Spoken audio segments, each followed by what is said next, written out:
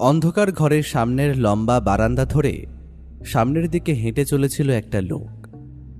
তার হাতে একটা লম্বা লাঠি, অন্য হাতে ধরে রাখা একটা টর্চ। একবার সামনের দিকে একবার পেছনের দিকে হাঁটতে হাঁটতে টর্চের আলো ফেলে সমস্ত দরজাগুলোর দিকে তাকিয়ে দেখছিল। যদিও এই উঁচু পাঁচিল পেরিয়ে তারপর বাইরে থাকা গার্ডদের পেরিয়ে ঘরের ভেতরে এই বারান্দার কাছে কোনো লোকের আসার কথা নয়, তবু তার ডিউটি তাকে করতেই হবে। তাই মাঝে মাঝে নিজের বসার জায়গা থেকে উঠে লম্বা বারান্দা ধরে একবার সামনের দিকে একবার পেছনের দিকে মাঝে মাঝেই ঘুরে ঘুরে দেখে আসতে হচ্ছিল তাকে। বাইরের দিকের দরজার কাছে একটা লোক এসে দাঁড়ায়। সামনের লোকটা টর্চের আলো সামনে ফেলে বলে, কে ওখানে? সামনের লোকটা উত্তর দেয় না। তার পরনেও গার্ডের মতোই পোশাক। টর্চের আলোয় সেটা দেখতে পেয়ে মৃদুল এবার একটু নিশ্চিন্ত হয়। তারপর আবার আস্তে আস্তে হেঁটে নিজের জায়গায় ফিরে যায়। তার মানে বাইরের যে দুজন গার্ড আছে, সঞ্জয় এবং বিপিন, ওদের মধ্যে কেউ একজন ভিতরে এসেছে। আশ্বস্ত হয়ে সেও নিজের মতো গিয়ে চেয়ারটায় বসে। লোকটা ততক্ষণে তার পাশে এসে দাঁড়িয়েছে। কথায় কথায় দু একটা কথা হয়। রাতের খাবার খেতে এখনো অনেকটা সময় বাকি আছে। মৃদুল বলে, অনেক দিন পর কিন্তু আমাদের এইখানে আবার এমন একটা প্রদর্শনী হতে চলেছে। হ্যাঁ, কি বলো? না হলে তো এই গোটা হলটা ফাঁকাই পড়ে থাকে। তাছাড়া শুনেছি এইবার এই প্রদর্শনীতে নাকি কোন এক রাজার একটা হীরের মুকুট প্রদর্শন করা হবে। লোকটা এবার কোনো কথা বলে না, পাশে দাঁড়িয়ে নিজের হাতের টর্চটাকে দোলাতে থাকে। তুমি কি কথা কম বলো নাকি? এতক্ষণ ধরে এতগুলো কথা বললাম, তোমার মুখে তো কোনো কথাই নেই। দূর, শোনো, ভেতরে যখন এসেছো ভালো করেছো, তুমি এখানে বসো। যদিও এখানে কেউ আসবে না, তবু আমার জায়গাটা একটু পাহারা দাও, ঠিক আছে? আমি ততক্ষণে রাতের খাবারটা একটু খেয়ে আসি, কেমন? লোকটাকে নিজের জায়গায় রেখে এসে বারান্দার একপাশে চলে যায়। সেখানে একটা ছোট্ট ঘর। সেখানেই গার্ডদের থাকা, খাওয়া, এমনকি মাঝে মাঝে জিরিয়ে নেওয়ার মতো ব্যবস্থা করা আছে। তবে কাল সকালেই আরও কিছু জিনিসপত্র আসবে। 3 দিনের মধ্যে প্রদর্শনী শুরু হবে। এখন তাই তাদের বিশ্রামের সময় নেই। তাই ওই লোকটার ওপর গার্ডের ভার দিয়ে সে গিয়ে ছোট ঘর থেকে নিজের খাওয়া দাওয়া সেরে আসবে বলে ঠিক করে। ঘরের কাছে চলে আসার পর তার মনে পড়ে, আশ্চর্য, টিফিন বক্সটাই তো আনিনি। দূর বাবা, টিফিন বক্সটা চেয়ারের পাশে রেখে চলে এসেছি। যাই গিয়ে নিয়ে আসি ব্যাং। কথাটা ভেবে গার্ড যখন টিফিন বক্স আনার জন্য বারান্দার কাছে তার চেয়ার পর্যন্ত পৌঁছেছে, তখন দেখতে পায় একটা দৃশ্য। সেই লোকটা টর্চের আলো ঘরের দরজার ওপর ফেলে কি যেন চাবির মতো ঘুরিয়ে ঘুরিয়ে দরজা খোলার চেষ্টা করছে। এই, তুমি কি করছো? আরে দরজা খুলছো কেন? এই, খবরদার খবরদার বলছি, দরজা খোলার চেষ্টাও করবে না। লোকটা একটু চমকে যায়, দরজা থেকে হাতটা সরিয়ে উঠে দাঁড়ায়। মৃদুল এবার তার সামনে এগিয়ে আসে। রাগে তার গোটা শরীর যেন থরথর করে কাঁপছে। রাগের ভাবটা মুখে এনেই সামনে এগিয়ে এসে লোকটার কলারটা সে চেপে ধরে। এই বাড়াই, দরজা খুলছিস কেন? হ্যাঁ, এত সাহস? এভাবে গার্ডদের মাঝে দাঁড়িয়ে দরজা খুলতে চেষ্টা করছিস? হ্যাঁ, দাঁড়া বেটা দাঁড়া, এক্ষুনি তোর ব্যবস্থা করছি, দাঁড়া। তুই এখানে দাঁড়া, আমি দেখছি। এই, কে কোথায় আছিস? তাড়াতাড়ি ম্যানেজারকে একবার আসতে বলতো ভেতরে, এই লোকটা এখানে। কিন্তু তার কথা শেষ হলো না। তার আগেই পেছন থেকে একটা ভারী কিছুর আঘাত মাথায় লাগাতে আর্তনাদ করে সে মেঝের উপর ধপ করে পড়ে যায়। তার মাথা ফেটে গল গল করে রক্ত বেরোচ্ছে। তার পেছনে এসে উবু হয়ে পড়ে সেই লোকটা। টর্চের আলো লোকটার মৃদুলের মাথার ক্ষতস্থানের উপরে ফেলে। এরপর ফের সেই টর্চটা দিয়ে তার মাথার মাঝখানে আঘাত করতে থাকে, 1 বার, 2 বার, 3 বার। এরপর যখন সে নিশ্চিন্ত হয় যে মেঝেতে পড়ে থাকা লোকটা সত্যি সত্যি মারা গেছে, তখন উঠে আবার এগিয়ে যায় দরজার দিকে। চাবির মতো জিনিসটা দিয়ে খুটখাট করতে করতে একসময় খুলেই ফেলে ঘরের দরজা। ঘরের ভেতর টর্চের আলো ফেলে তার মুখে ফুটে ওঠে একটা অদ্ভুত পৈশাচিক হাসি।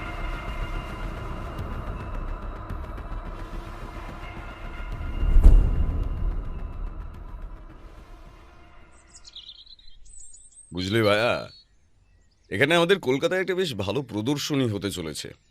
নানা জায়গায় বেশ দামি হিরে জহরত মণিমুক্ত, মানে তার সঙ্গে বিভিন্ন রাজা মহারাজাদের দামি দামি জিনিসপত্র, যেমন ধরো বর্ম থেকে শুরু করে অস্ত্র শস্ত্র, সোনার মুকুট, গলার হার। এমনকি কোমর বন্ধ পর্যন্ত আছে বলে শুনেছি। কিন্তু সেই প্রদর্শনী হতে তো এখনো 2 দিন বাকি আছে। তুমি এর মধ্যে এত সব খবর জোগাড় করলে কোথা থেকে? দাসবাবুর কল্যাণে এই খবরটা জোগাড় করা গেছে। আসলে প্রদর্শনী যেখানে অনুষ্ঠিত হচ্ছে সেই জায়গাটা দাসবাবুর থানার আন্ডারে পড়ে, আর থানার পারমিশন থেকে শুরু করে নানা কাজে দাসবাবুকে সেখানে 2-3 বার যেতে হয়েছে। দাসবাবুই বলেছিলেন সে নাকি এলাহি ব্যবস্থা, অনেক দামি দামি জিনিসপত্র সেখানে রয়েছে, পুলিশের পাহারা বাড়াতে হয়েছে। তাছাড়া ওই যারা আর কি প্রদর্শনীর সমস্ত ব্যাপারটা দেখছে তাদের নিজেদেরও লোক রয়েছে। বুঝতেই পারছো এত দামি দামি জিনিসপত্রের ব্যাপার, তারপর নানা জায়গা থেকে সেই সমস্ত জিনিসপত্র আসছে। ভালোই ভালো সব কিছু হলেই হলো, কিন্তু দামি দামি জিনিসপত্র এত সব কিছু শুনলেই না আমার কেমন জানি একটা বিপদের গন্ধ আছে বলে মনে হয়। তাছাড়া ওই যে ওখানে যে প্রদর্শনী হচ্ছে, বিবেকানন্দ হল তো, ওখানে তো বোধহয় অনেক দিন পরেই এমন কিছু হচ্ছে, কি বলো? তা যা বলেছ, প্রায় 3 বছর আগে একটা আর্ট এক্সিবিশন হওয়ার কথা ছিল, কিন্তু তার আগেই তাদের নিজেদের কোনো একটা সমস্যার জন্য এই আর্ট এক্সিবিশনের গোটা দলটাই কোনো একটা সমস্যা করে, আর তাতেই ব্যাপারটা বন্ধ করতে হয়। তারপর থেকে নানা কারণে সেখানে আর তেমন বড়সড় কিছু হয়নি, ছোটোখাটো অনেক কিছুই হয়েছে, কিন্তু প্রায় 3 বছর পর এত বড় একটা কিছু হতে চলেছে, তাও আবার কলকাতার মধ্যে সব থেকে বড় প্রদর্শনী। শুনেছি প্রদর্শনী চলবে প্রায় 7 দিন ধরে। কিন্তু 7 দিন ধরে এত দামি দামি জিনিসগুলো লোকের সামনে এমনভাবে রেখে দেওয়াটা সত্যি সত্যি একটু রিস্কের ব্যাপার হয়ে যাচ্ছে না? দেখো, সবাই তো আর শুধুমাত্র জিনিসগুলো দেখতে আসবে না। কেউ কেউ সেখান থেকে জিনিসগুলোকে চুরি করার কিংবা ডাকাতি করার কথাও ভাবতে পারে। সবাই যে ভালো মনের মানুষ হবে এমনটা তো নয়। বইপত্র পড়তে পড়তে আর লিখতে লিখতে তোমার মনটাই বোধহয় এমন সন্দেহপ্রবণ হয়ে গেছে বন্ধু। আরে বিপদ অপরাধ এই সমস্ত কিছু বাদ দিয়েও তো মাঝে মাঝে ভাবতে পারো, 7 দিনের প্রদর্শনী যদি খুব ভালো হয় তাহলে বিবেকানন্দ হলের কত নাম হবে ভাবতে পারছো? কিন্তু দাসবাবু একটা খবর দিয়েছেন, তিনি বলেছেন যারা ব্যাপারটা দেখছে তারা সন্দেহ করছে এত দামি জিনিসপত্র এখানে আনার পরে নিশ্চয়ই কিছু না কিছু একটা হওয়ার সম্ভাবনা রয়েছে। ব্যোমকেশের কথায় আমি সামান্য হেসে বৌঠানের দিকে তাকিয়ে বললাম, গন্ধ আমি একা পাইনি গো বৌঠান, দাসবাবুও গন্ধ পেয়েছে। কিন্তু ও যে সেসব নিয়ে ভাবতেই চায় না। বুঝতে পেরেছি, আসলে অপরাধ নিয়ে নাড়াচাড়া করতে করতে ওর আর অপরাধ ব্যাপারটা বোধহয় খুব একটা ভালো লাগছে না, বুঝলে? তাই অপরাধ এবং অপরাধীর নাগালের বাইরে থাকতে পারলেই বোধহয় ওর এখন ভালো লাগে। সকালে চায়ের কাপ নিয়ে আমরা 3জন বসেছিলাম। এই সময়টা বৌঠান ঘরের কিছু কাজকর্ম সেরে এসে চায়ের কাপ নিয়ে বসে খবরের কাগজ পড়ে। চা খেয়ে খবরের কাগজ পড়া হয়ে গেলে তারপর আবার বৌঠান রান্নার কাজে চলে যায়। চায়ের কাপে সবেমাত্র কয়েকটা চুমুক দিয়েছি, এমন সময় টেলিফোনটা বেজে উঠতেই ও উঠে গিয়ে টেলিফোনটা ধরল। আর তারপরেই ওর মুখে শুনতে পেলাম কয়েকটা কথা। আচ্ছা, কখন হয়েছে? কেউ দেখেছে? ঠিক আছে, আমি আসছি। হ্যাঁ ঠিক আছে, ভুলেও মৃতদেহ বা তার আশেপাশে পড়ে থাকা কোনো জিনিসই কেউ যেন হাত না দেয়। আমি আসছি। ওর মুখে কথাগুলো শুনে আমি আর বৌঠান একবার মুখ চাওয়াচাওয়ি করেছিলাম। তারপর যখন ও তাড়াতাড়ি এসে চায়ের কাপে শেষ চুমুক দিয়ে বলল, ভাইয়া তৈরি হও, আমাদের এক্ষুনি বেরোতে হবে। যেখানে প্রদর্শনী হওয়ার কথা ছিল সেখানে কাল রাতে একটা খুন হয়েছে, যদিও ব্যাপারটা এখনো পর্যন্ত বাইরে কাউকে জানাতে দেওয়া হয়নি। বুঝতেই পারছো, এমন একটা ব্যাপার বাইরে এলে তাদের বড় ধরনের সমস্যা হতে পারে। দাসবাবু ঘটনাস্থলে পৌঁছে গেছে, আমায় সেখানে যেতে বলেছেন, এর মধ্যে কিছু একটা ব্যবস্থা করতেই হবে। আমি অবাক হয়েছিলাম। সত্যি বলতে কথায় কথায় বিপদের কথা বললেও আমি নিজেও চাইনি যে এমন একটা কিছু হোক।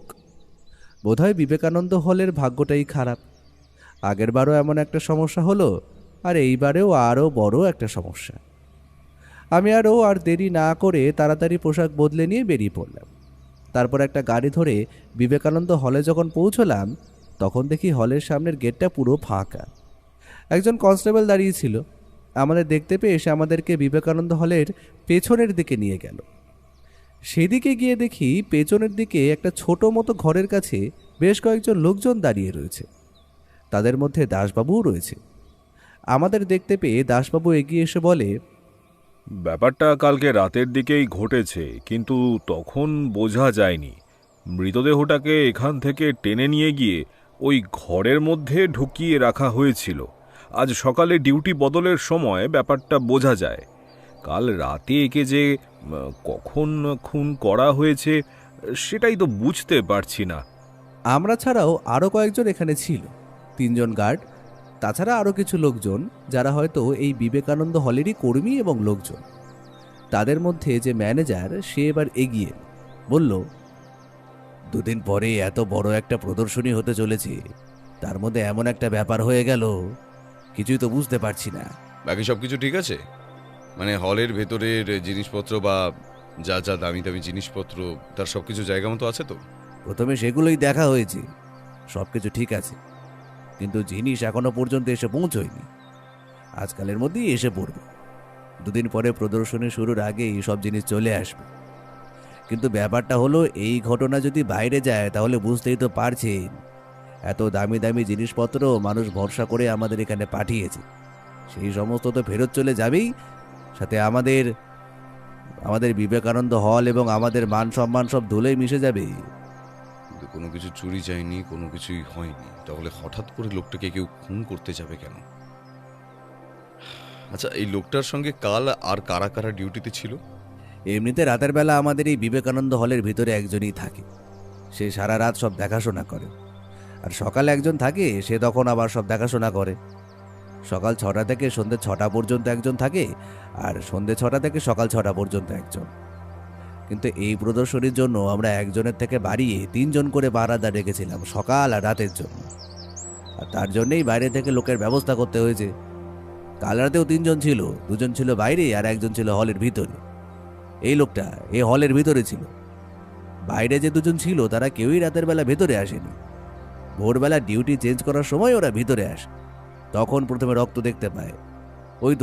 ওই যে ওরা দাঁড়িয়ে আছে, আরে তোমরা একটু বলো না। এবার চোখে পড়লো দাঁড়িয়ে থাকা লোকজনদের মধ্যে 5 জনের মধ্যে 4 জনের গায়ে একই রকমের পোশাক। একজনের গায়ে পোশাকটা সাধারণ, তাদের মধ্যে 2 জনে এগিয়ে এলো। আমি আমি কিছু জানি না। সকালবেলা সকালবেলা ভিতরে রক্ত দেখতে পেয়ে আমি চিৎকার করতেই ওরা ওরা 4 জন ভিতরে আসে। আমাদের ডিউটি বদল হয়ে এখন ওদের 3 জনের ডিউটি করার সময় হয়ে গেছিল। ভিতরে এসে রক্ত দেখে সবাই ভয় পেয়ে যায়। তখনই দেখতে পাই রক্তটা সরে চলে গেছে ওই ছোট ঘরটা পর্যন্ত। আমরা কোনো রকমে রক্ত থেকে পা বাঁচিয়ে ঘরের ভিতর গিয়ে দেখি দরজা বন্ধ।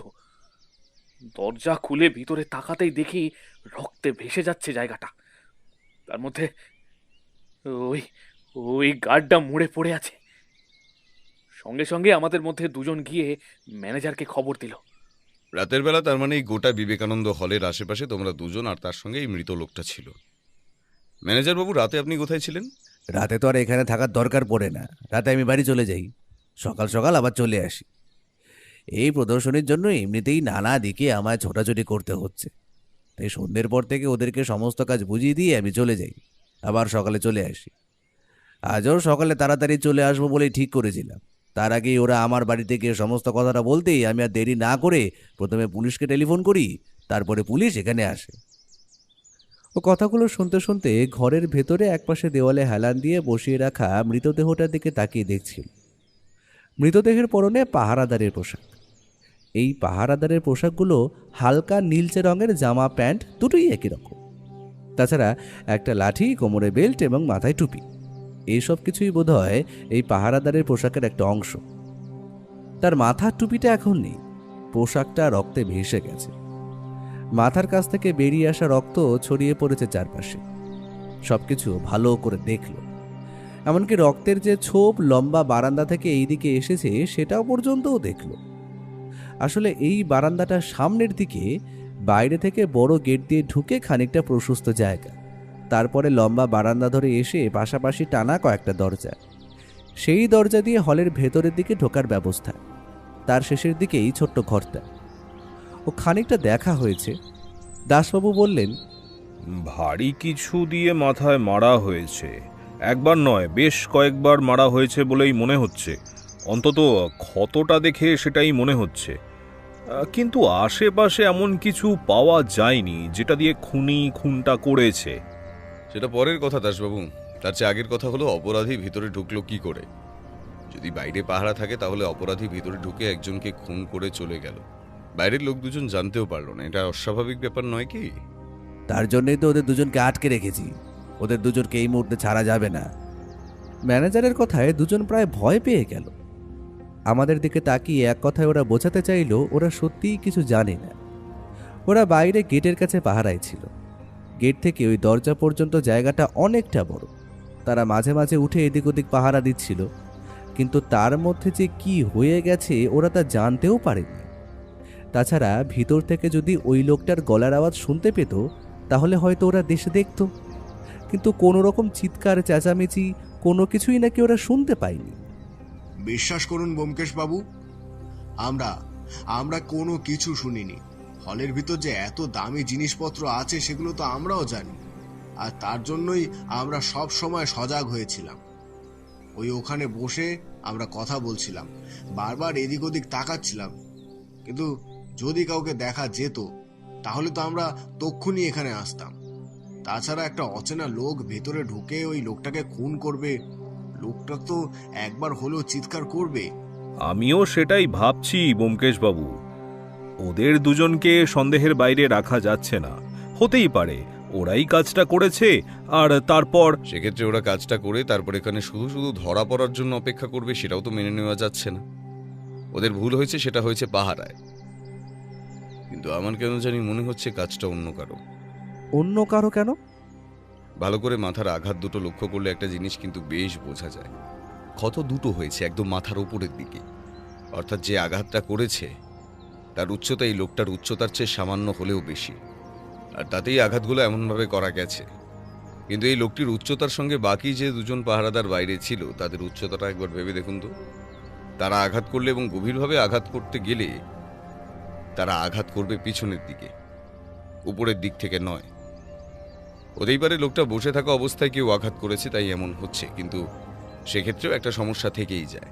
আচ্ছা ব্যোমকেশবাবু, তাহলে মৃতদেহটা আমরা পোস্টমর্টেমের জন্য পাঠিয়ে দিচ্ছি। তারপরে আপনি তদন্ত করুন। পোস্টমর্টেমটা তাড়াতাড়ি হলে রিপোর্টটাও তাড়াতাড়ি আসবে, তাতে তো আমাদেরই সুবিধা হবে, তাই না? ওই দুজন পাহারাদারের নাম ঠিকানা আশা করি সমস্তটাই আছে। তোমরা শহর ছেড়ে কোথাও যাওয়ার চেষ্টা করো না আপাতত। এখানে তোমরা যেমন কাজ করছিলে তেমনভাবেই কাজ করতে থাকো, তার বাইরে যেন কিছু না হয়। আর ম্যানেজার বাবু, তাহলে প্রদর্শনীর ব্যাপারটা কি হবে? অমন কথা বলবেন না। আমি জানি ওই ওই গার্ড আমাদের অনেক পুরনো লোক, তার প্রতি আমাদের একটা কর্তব্য থেকে যায়। কিন্তু অপরাধী যেই হোক না কেন তাকে আপনি খুঁজে বার করুন, কিন্তু প্রদর্শনী বন্ধ করার কথা প্লিজ বলবেন না। এমনিতেই অনেক টাকার ব্যাপার, তার উপর অনেক কষ্ট করে এই জায়গাটা তৈরি করা হয়েছে। প্রদর্শনী বন্ধ হয়ে গেলে আমাদের বিবেকানন্দ হল শুধু নয়, তার সঙ্গে জড়িয়ে থাকা আমরা সকলে একেবারে ডুবে যাব। অন্য কোনো সময় হলে আমি বলতাম একটা মানুষের মৃত্যুর চেয়ে বড় কোনো কিছু নয়, কিন্তু বিবেকানন্দ হলের কথা আমিও জানি। যে প্রদর্শনী এখানে হতে চলেছে তা কলকাতা শহরের মধ্যে আজ পর্যন্ত হওয়া সব প্রদর্শনীগুলির মধ্যে সব থেকে বড় প্রদর্শনী। এতে অনেক মানুষের ঘাম, কষ্ট, অর্থ সবকিছুই জড়িয়ে আছে। তাই আমি দাসবাবুকে বলবো প্রদর্শনী হোক, কিন্তু পাহারার ব্যবস্থা বাড়িয়ে দেওয়া হোক। আরও 2 দিন পরে প্রদর্শনী হতে চলেছে। এই 2 দিনে এবং রাতে এখানে পাহারা দ্বিগুণ করা হোক, যাতে কেউ বাইরে থেকে ভেতরে কিংবা ভেতর থেকে বাইরে সহজে যেতে না পারে। 2 দিনের পর পাহারার ব্যবস্থা যে অন্যরকম হবে সে কথা আমিও জানি। ও আরেকটা কথা, আপনি ভেতরে সবকিছু ভালো করে দেখে নিয়েছেন তো? সবকিছু আগের মতোই আছে তো? কোনো কিছু আলাদা বলে মনে হচ্ছে না তো? বা কোনো কিছু চুরি যায়নি তো? একদম নয়, তবে আপনি যখন এতবার করে বলছেন তখন পুলিশের সামনে আমরা আরেকবার ভেতরে ঢুকে দেখে নিচ্ছি। কনস্টেবলদের সাথে গার্ডদের বাইরে রাখা হলো। আমি আরও ম্যানেজার বাবু, দাসবাবু 4 জন মিলে দরজার তালা খুলে ভেতরে ঢুকলাম। ও এর আগে একবার প্রত্যেকটা তালা ভালো করে চেক করে দেখে নিয়েছিল, আর একবার সেও দেখল। ভেতরে ঢুকেই ভেতরের আলো জ্বালানো হলো। ঘরটা বেশ বড়, তবে এইটা হল ঘরের এক পাশের একটা রুম। এখানে জিনিসপত্রগুলো এখন রাখা হয়েছে। 2 দিন পর প্রদর্শনীর দিন আসল হলে জিনিসগুলো নিয়ে সাজিয়ে রাখা হবে। লম্বা চেয়ার এবং তার সঙ্গে মেঝের ওপর পেতে রাখা মোটা মোটা কার্পেটের ওপরে কিছু জিনিসপত্র, বাক্স, এটা ওটা ছড়িয়ে ছিটিয়ে রাখা হয়েছে। ও ঠিক বলেছিল, অস্ত্রশস্ত্র, ঢাল, তলোয়ার থেকে শুরু করে বর্ম, এমনকি বেশ কিছু গয়নাগাটি, অলংকার, হিরে জহরাতের জিনিসপত্র সব কিছুই রয়েছে। একপাশে একটা লাল রঙের বেশ বড়সড় বাক্স রয়েছে, তার পাশাপাশি আরও কয়েকটা এমন ছোট বড় বাক্স আছে। সেদিকে দেখিয়েও বলল, আচ্ছা, এই বাক্সগুলোর মধ্যে কি আছে? ম্যানেজার বাবু সেদিকে এগিয়ে গেলেন। তারপর বাক্সগুলোর মধ্যে থেকে বড় একটা বাক্স তুলে ধরলেন। তারপর বললেন, এটা হলো একটা অদ্ভুত জিনিস। এটা হলো একটা হীরক খণ্ড দিয়ে সাজানো একটা মুকুট। এই মুকুট এক মহারাজার সম্পত্তির অংশ। বিশেষ কারণে সেই মহারাজার পরিবারের কথা কিংবা তাদের নাম আমি আপনাকে বলতে পারবো না। তবে ভারতবর্ষের বিখ্যাত কিছু রাজাদের মধ্যে তাদের বংশ এখনো পড়ে। তাদের কাছ থেকে অনেক অনুনয় বিনয় করে আমরা এই মুকুট জোগাড় করতে পেরেছি। এই মুকুটে রয়েছে মোট 7টি হিরে, যার এক একটির দাম প্রায় 10 লক্ষ টাকারও বেশি। ম্যানেজারের কথায় আমরা তিনজনেই অধীর আগ্রহে যেন অপেক্ষা করতে লাগলাম সেই হীরকখণ্ড খচিত মাথার মুকুট দেখার জন্য। ম্যানেজার বাক্সটা হাতে তুলে নিলেন। তারপর হাসি মুখে সেই বাক্সের ডালা খুলে ভেতরে হাত ঢুকিয়ে দিলেন। কিন্তু মুহূর্তের মধ্যেই তার মুখের সেই হাসিটা মিলিয়ে গেল। ও বোধহয় কিছু বুঝতে পেরেছিল, তাই তাড়াতাড়ি উঠে গেল সামনের দিকে। ততক্ষণে ম্যানেজারের গোটা শরীর থরথর করে কাঁপতে শুরু করেছে। বাক্সটা তার হাত থেকে নিচে মেঝেতে পড়ে ঠক করে শব্দ হলো। ও বাক্সটার ভিতর দেখে নিয়ে বলল, এমনটাই সন্দেহ করেছিলাম। বাক্সের ভেতরে সে মুকুটটা নেই। ম্যানেজার বাবু, ম্যানেজার বাবু, সেই হীরের মুকুটটা নেই। ওটার দাম কম করে 70 থেকে 80 লক্ষ টাকা।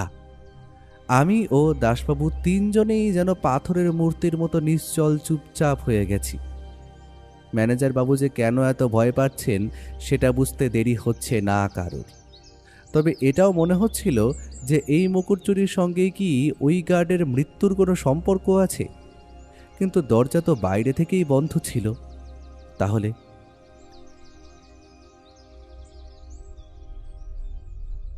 3 দিনের মাথায় প্রদর্শনী হতে চলেছে। যেদিন সকালে আমরা মৃতদেহের খবর জানতে পেরেছিলাম, সেদিনের মতো প্রদর্শনীর জন্য প্রয়োজনীয় সকল কাজ স্থগিত রাখা হয়েছিল। তারপর আর মাত্র 2 দিন বাকি ছিল প্রদর্শনীর দিনে। ম্যানেজার বাবুর মাথায় হাত। এই মৃত্যুর কারণে সেই দিনের মতো সকল কাজ স্থগিত থাকায় অনেক জিনিসপত্র সময় মতো না পৌঁছনোয় প্রদর্শনীর ডেট আরও একদিন পিছিয়ে দেওয়া হলো। বাইরে শুধু বিজ্ঞপ্তি দিয়ে সবাইকে জানিয়ে দেওয়া হলো যে কিছু জিনিসপত্র এখনো এসে পৌঁছয়নি, তাই প্রদর্শনী শুরু হবে আরও একদিন পর, অর্থাৎ মঙ্গলবার। আজ শনিবার।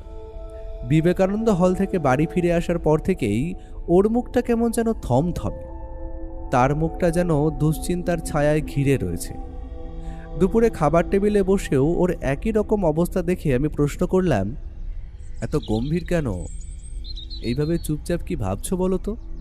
দেখো, ওই মুকুট যদি একবার চুরি হয়ে গিয়ে থাকে, সেটা আবার ফিরে পাওয়া কিন্তু খুব একটা সহজ বলে মনে হয় না। তাছাড়া এত পরিকল্পিতভাবে কেউ যদি এরকম একটা মূল্যবান অ্যান্টিক সরিয়ে ফেলতে পারে, তাহলে সেটা কি আর এত সহজে খুঁজে পাওয়া যাবে? কিন্তু মুকুটটা চুরি হলো কখন? ম্যানেজার বাবু জানিয়েছেন ওই ঘরে বাক্সটা রাখার সময় তিনি নিজে বাক্সটা খুলে দেখেছিলেন। ওই মুকুটটা এই বাক্সের মধ্যেই ঠিকঠাকভাবে রাখা ছিল। অতিরিক্ত পাহারার ব্যবস্থা করতে চেয়েছিল হল কর্তৃপক্ষ, কিন্তু ম্যানেজার বাবু সে সমস্ত চাননি। বেশি পাহারার ব্যবস্থা হলে লোকের সন্দেহ হতে পারে, তাতে বিপদের সম্ভাবনা আরও বাড়বে। তাই জন্য ভেতরে একজন গার্ড এবং বাইরে 2জন গার্ডের ব্যবস্থা তিনি করেছিলেন।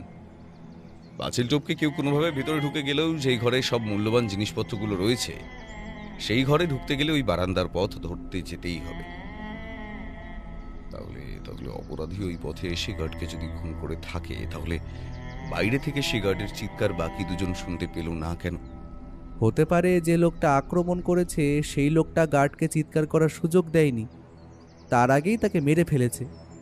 পাঁচিল টপকে ভিতরে ঢুকে যদি অন্ধকারের মধ্যে নিজেকে মিশিয়ে কেউ যদি বারান্দা পর্যন্ত পৌঁছতে পারে, তাহলে তো হয়েই গেল। তবুও কোথাও যেন একটা খটকা থেকেই যাচ্ছে। কি করে বন্ধ দরজার ভেতর থেকে জিনিসটা চুরি হলো? কি করে? আরও একটা কথা ভেবে দেখো, ওই হলে কিন্তু আরও অনেক দামি জিনিসপত্র ছিল, এমনকি বেশ কিছু সোনার জিনিসপত্রও তো সেখানে একটা বাক্সে ভরে খোলা অবস্থাতেই রাখা ছিল। সেই সমস্ত কিছু না নিয়ে কেউ শুধুমাত্র এই মুকুটটা নেওয়ার জন্যই ভেতরে ঢুকলো কেন? কথাটা আমার মাথাতেও একবার এসেছিল।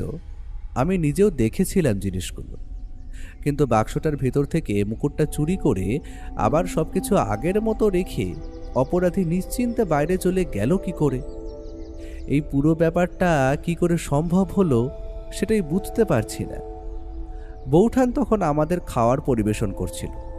সে সমস্ত কথা শুনে বলল, তোমাদের কথা শুনে মনে হচ্ছে অপরাধী খুব পরিকল্পনা করেই সবটা করেছে, না হলে এমনভাবে তো আর সে নিজেকে বাঁচিয়ে পালিয়ে যেতে পারে না।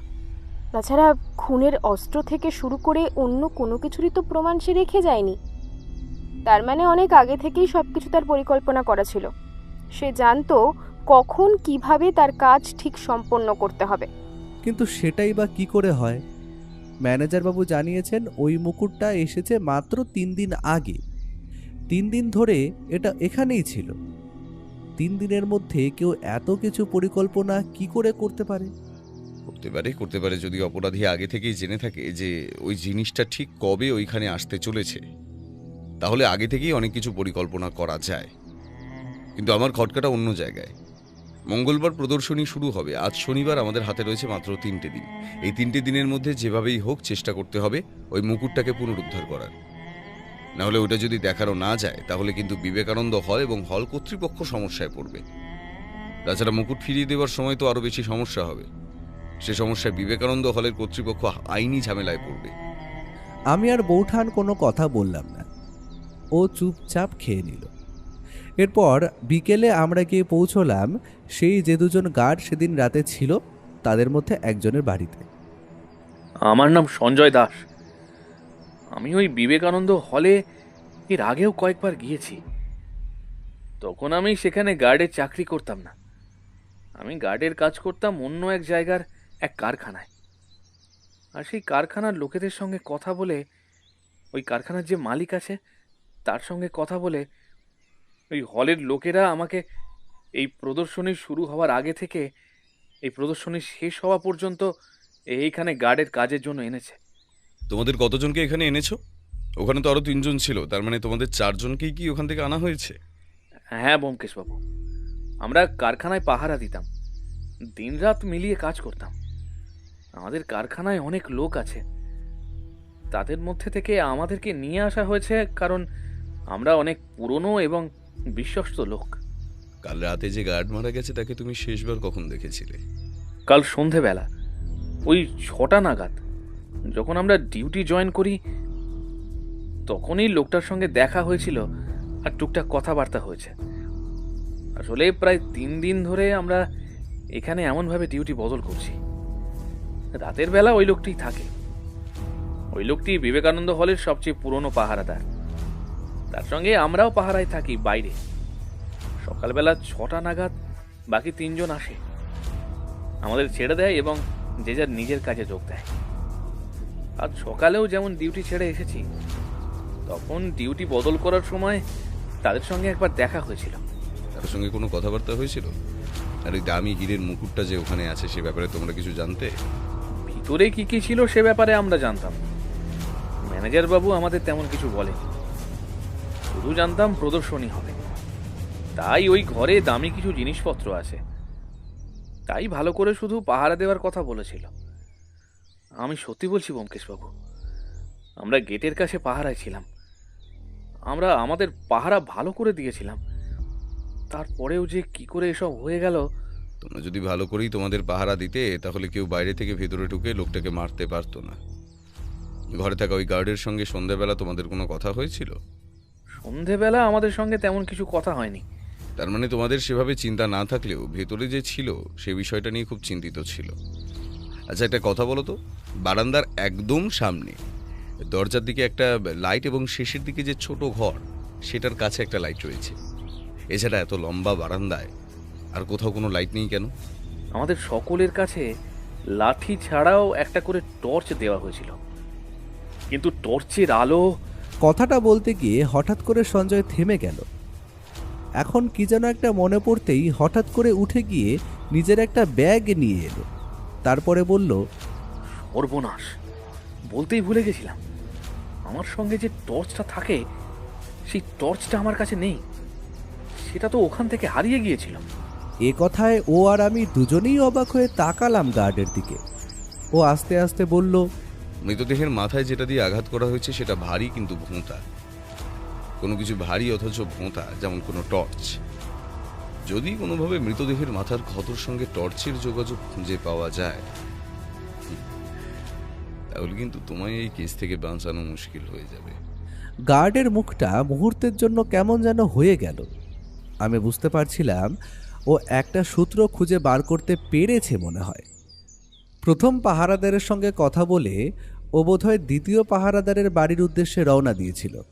আমি বললাম, যদি প্রথম গার্ডের কাছ থেকে তার সেই টর্চটা হারিয়ে গিয়ে থাকে তাহলে তাকেই সন্দেহ করা যায়, কেননা এতগুলো গার্ডের নজর পেরিয়ে ভেতরে ঢোকাটা তো সহজ নয়।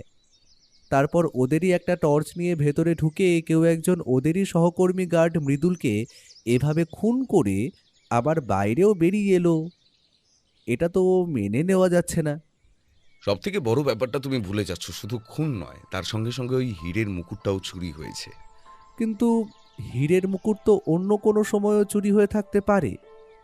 ম্যানেজার বাবু সেই হীরের মুকুট দেখেছিলেন সেদিন সকালবেলা। এবার সকাল থেকে পরের দিন ভোর পর্যন্ত সময়ের মধ্যে যে কোনো সময়ে সেই মুকুট চুরি হয়ে থাকতে পারে, কিন্তু তার জন্য তো ওই ঘরের চাবি প্রয়োজন।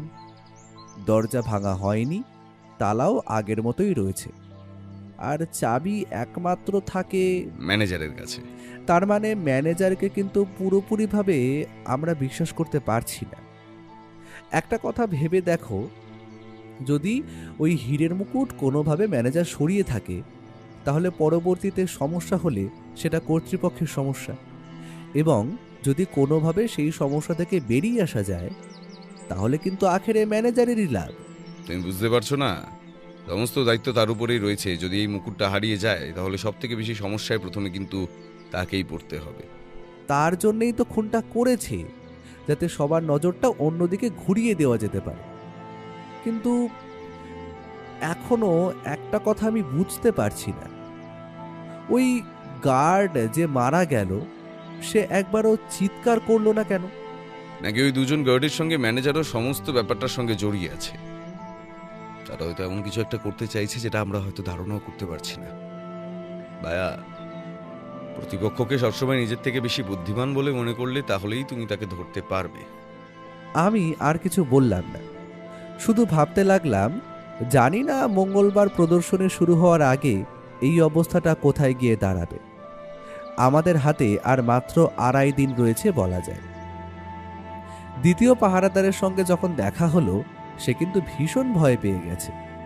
একটু আগেই নাকি সে কারখানায় গিয়ে মালিকের সঙ্গে কথা বলে এসেছে যাতে ওই প্রদর্শনীতে তাকে আর পাহারার কাজ করতে না হয়। তখন অতটা কিছু ভাবিনি ব্যোমকেশ বাবু। বাড়িতে এসে সমস্ত কথা বলতেই আমার বউ কিন্তু ভীষণ ভয় পেয়ে গেছে। ছেলে বউ নিয়ে সংসার, যদি আমার কিছু হয়ে যায় তখন ওদের কি হবে বলুন তো? ওসব প্রদর্শনী নিয়ে আমার তো কোনো কাজ নেই, টাকার বিনিময়ে কাজ করি। কাজ না করলে তো আর কেউ আমাকে এমনি এমনি টাকা দেবে না। কিন্তু কিন্তু প্রাণটা চলে গেলে তার কি হবে বলুন তো? তুমি ওখানে কাজ না করতে চাইলে না করতেই পারো, সেটা তোমার ব্যক্তিগত ব্যাপার। কিন্তু কয়েকটা কথা তোমার কাছে জানতে এসেছি। আচ্ছা, তুমি আর তোমার সঙ্গে আরও একজন গার্ড, মোট 2 জন, তোমরা তো গেটের কাছে ছিলে সন্ধ্যাবেলা 6টার সময়। তোমাদের সঙ্গে ওই আরেকজন গার্ড যে মারা গেছে তার দেখা হয়েছিল নিশ্চয়ই? নিশ্চয়ই তার সঙ্গে তোমাদের কিছুক্ষণ কথাবার্তাও হয়েছিল। আমরা এখানে প্রায় 3 দিনের মতন কাজ করছি। ওই লোকটা রাতের বেলা ভেতরে থাকতো আর আমরা ওই গেটে থাকতাম রাতের বেলা। কিন্তু সত্যি বলতে কি, আমার সঙ্গে যে ছিল সঞ্জয়, ওই সঞ্জয় ছাড়া আমি অন্যর সঙ্গে খুব একটা বেশি কথা বলতাম না। ওই লোকটির নাম যতদূর মনে পড়ে মৃদুল। আপনাকে তো আমার নাম বলেছি, আমার নাম বিপিন রায়। মৃদুল আমাদের চেয়ে বড় ছিল, তাই তাকে দাদা বলেই ডাকতাম। তবে সঞ্জয়ের সঙ্গে আমার বন্ধুত্বের সম্পর্ক অনেক দিনের। অনেক দিন ধরেই একসঙ্গে একই কারখানায় প্রায় 7-8 বছর ধরে কাজ করছি। সঞ্জয় আমার থেকেও বেশি সময় ধরে ওই কারখানায় কাজ করে চলেছে। সে যাই হোক, রাতের বেলা বা ডিউটি শুরু করার আগে সঞ্জয়ের সঙ্গে মৃদুলদার খানিকক্ষণ কথাবার্তা হয়েছিল। কাল রাতে তোমরা যখন খেয়েছিলে তখন ওই মৃদুল কোথায় ছিল? আমরা যখন খেয়েছিলাম তখন না, তখন একবার মৃদুলদাকে বলতে গিয়েছিল সঞ্জয়, কিন্তু মৃদুলদা বলেছিল তার একটু দেরি করে খাওয়ার অভ্যাস আছে, আমরা যেন খেয়েনি। এরপর আমরা ভেতরে যাইনি। ওই যেখানে আমাদের দেখেছিলেন গেটটার কাছে ছোট জায়গায়, সেখানে চেয়ার নিয়ে কোনো রকমে বসে খেয়ে নিয়েছি। তবে সঞ্জয় বলছিল ওই বারান্দার কাছে গিয়ে বসতে। কিন্তু নতুন জায়গা, মাত্র কয়েকদিনের জন্য এসেছি, বুঝতেই পারছেন। আমরা আবার এইসব একটুখানি কেমন যেন বাধো বাধো লাগে। তার মানে সন্ধ্যাবেলা ডিউটি জয়েন করার পর তোমরা মৃদুলকে ভালোভাবে একবারও দেখোনি। এমনকি মৃদুল যখন খেতে যায় তখনও তোমাদের সেই জায়গা বদল করার কথা বলেনি, তাই তো? ব্যোমকেশ বাবু, এই কথাটা তো একবারও ভেবে দেখিনি।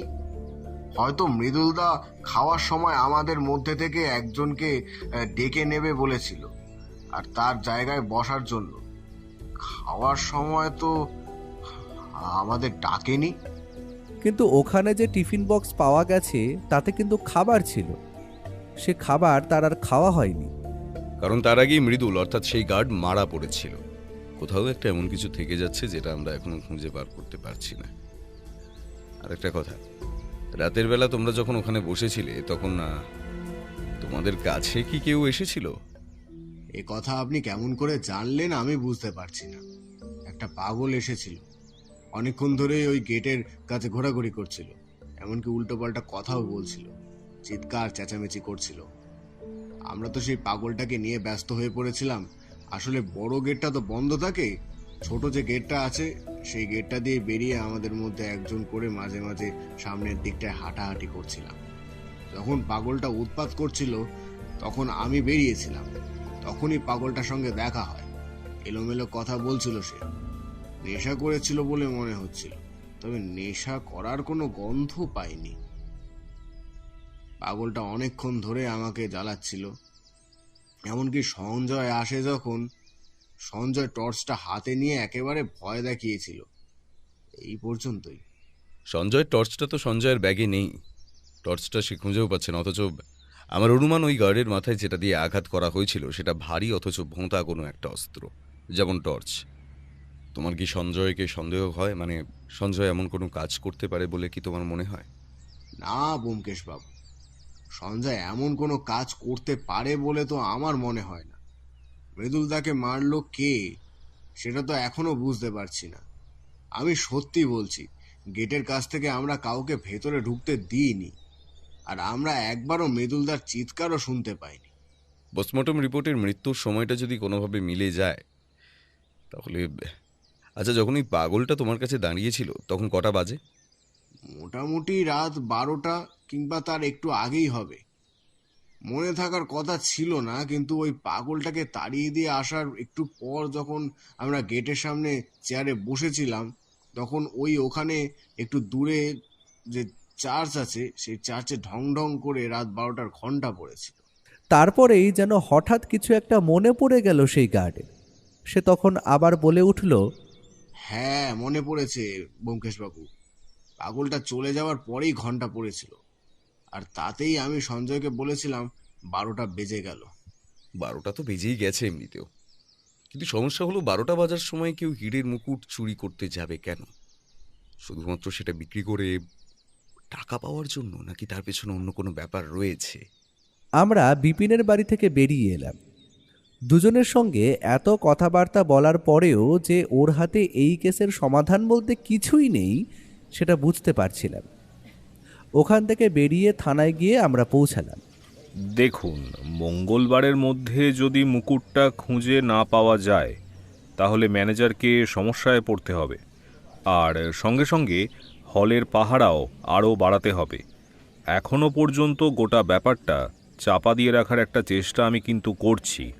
গার্ডের বাড়ির লোককে খবর দেওয়া হয়েছে, কিন্তু পোস্টমর্টেম রিপোর্ট না আসা পর্যন্ত মৃতদেহ তাদের দেখানো যাবে না।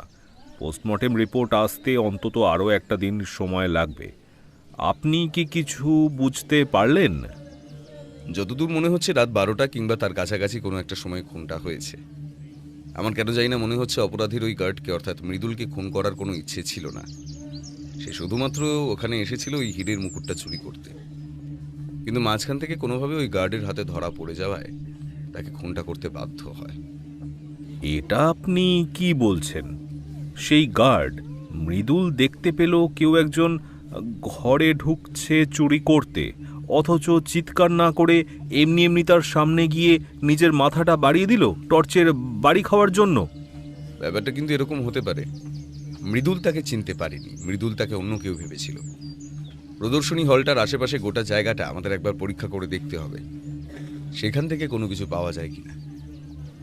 কাজটা কাল সকালেই করতে হবে, আর তার সঙ্গে সঙ্গে কালকের মধ্যে যদি পোস্টমর্টম রিপোর্টটা বেরিয়ে যায় সেটারও একটা চেষ্টা করা দরকার। যদি মুকুট না পাওয়া যায় ব্যোমকেশবাবু, তাহলে যারা যারা প্রদর্শনী দেখতে আসবে তাদের কি হবে বলুন তো? আর তাছাড়া যে রাজার কাছ থেকে মুকুট আনা হয়েছে তারই বা কি প্রতিক্রিয়া হবে? মুকুট কোন রাজার কাছ থেকে আনা হয়েছে সেই ব্যাপারে কিছু জানা গেছে? শুনেছি ওই মুকুটটা আনা হয়েছে আসামের এক পুরনো রাজবংশের বংশধরের কাছ থেকে। সে ব্যাপারে হীরের মুকুটটা কবে এখানে আসবে সুরক্ষার জন্য সে ব্যাপারে খবরের কাগজে আগে থেকে কিছু বলা ছিল না। তবে এটাই যে সেই মুকুট সেটা তো বুঝতেই পারছি এখন। একটা কাজ করুন, প্রদর্শনীতে আনা বিভিন্ন সময়ের সমস্ত দামি জিনিসগুলো সঙ্গে তাদের ইতিহাস বলার জন্য সেখানে একজন প্রতিনিধি উপস্থিত থাকে। এই 7টা দিন তারা বিবেকানন্দ হল কর্তৃপক্ষের লোকেদের তত্ত্বাবধানে থাকবে। এটা আশা করি আপনারা সকলেই জানেন। আসামের রাজার তরফ থেকে যে প্রতিনিধি তাদের এই মুকুট নিয়ে থাকবে সেই প্রতিনিধিকে কালকের মধ্যে এখানে চলে আসতে বলুন। কেন কি সেই সব ব্যাপারে কিছু বলতে হবে না, শুধু খবর দিয়ে দিন, তাহলেই হবে। ও কি করতে চাইছে সেটা বুঝলাম না, তবে ওর কথায় দাসবাবু যে সত্যি সত্যি কাজটা করবে সেটা আমি জানি। ততক্ষণে প্রায় সন্ধে হয়ে এসেছে।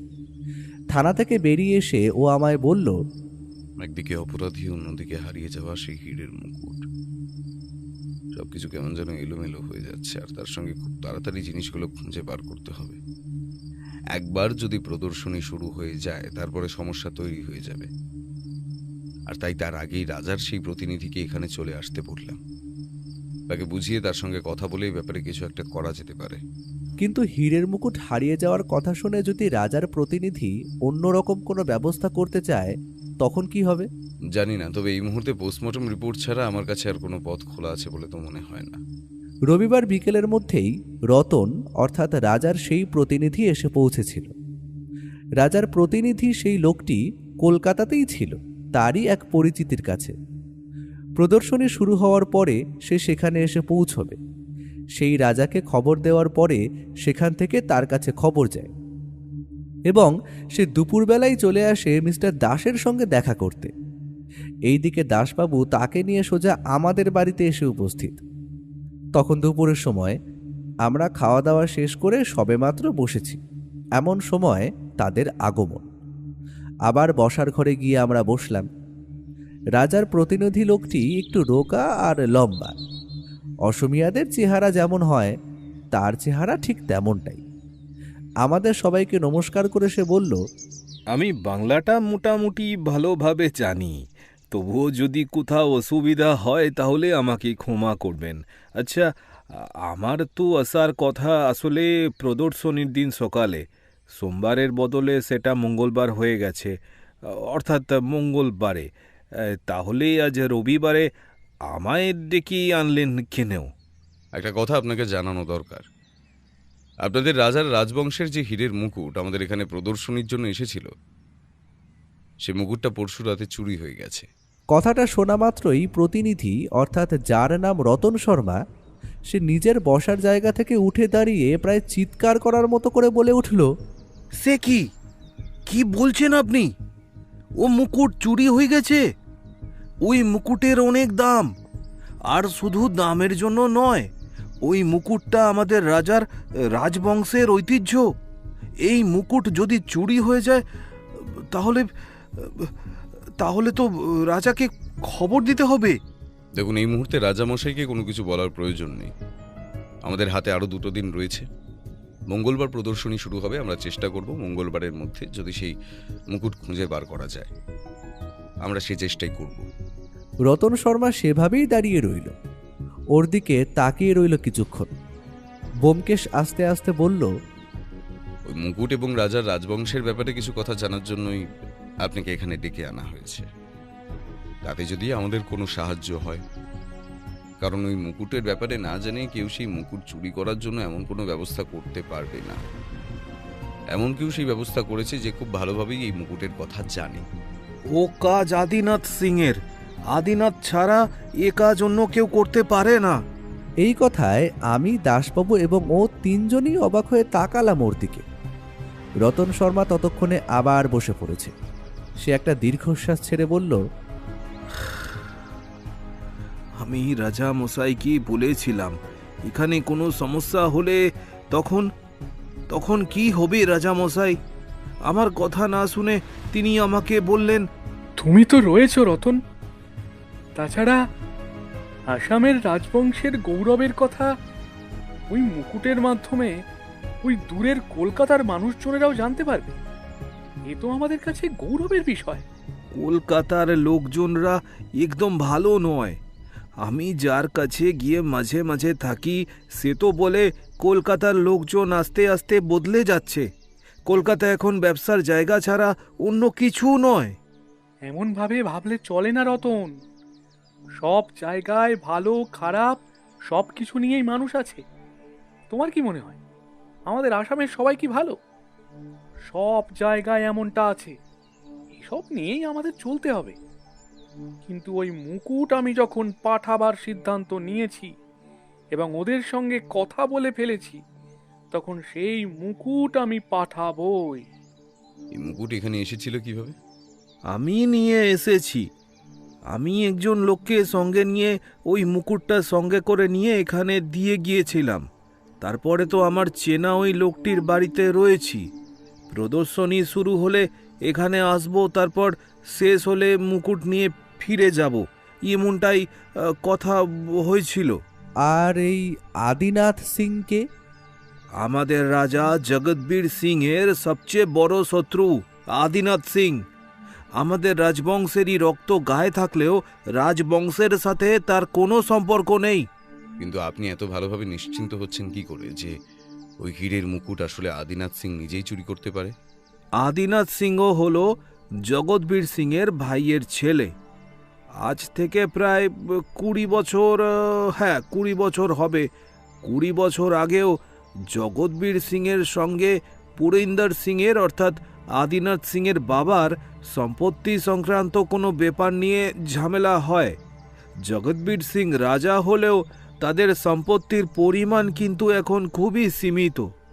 রাজবাড়ি এবং বেশ কিছু জমি জমা সম্পত্তি ছাড়া আগের মতো আর কিছুই নেই। 20 বছর আগে সমস্যার সময় পুরন্দর সিংকে জগৎবীর সিং লেখাপড়া করে সম্পত্তির একটা অংশ এবং তাদের জন্য একটা বাড়ি দিয়ে দেয়। কিন্তু পুরন্দর সিং ভালো মানুষ ছিল না, তাই সে নেশা, মেয়ে মানুষ এবং নানান বাজে কাজে নিজেকে জড়িয়ে তার বাড়ি, সম্পত্তি সব কিছুই প্রায় শেষ করে ফেলে।